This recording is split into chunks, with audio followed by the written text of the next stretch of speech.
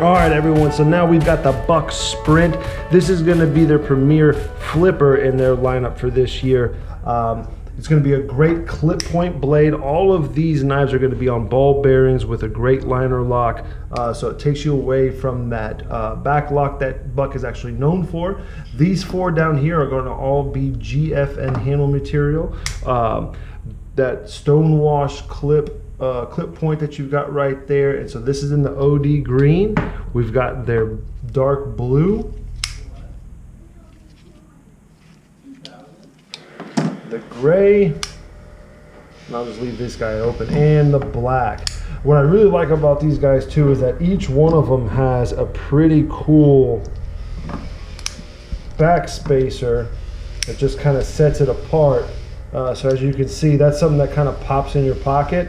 Also, they have a really cool deep carry pocket clip that basically will sit flush right there. As you can see right there, it sits nice and flush.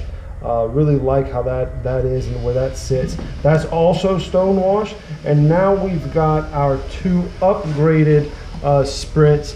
These two are going to be the Sprint Pros.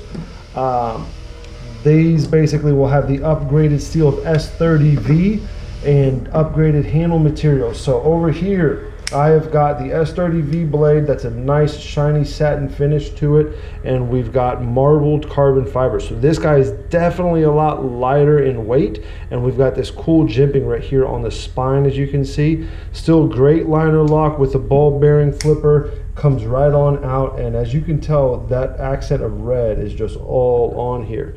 It is popping. Definitely something that sticks out when you whip it out, and it's just a cool little knife. I like that it gives you a little grip here. So where that little thumb indention is, you can actually feel a little grip.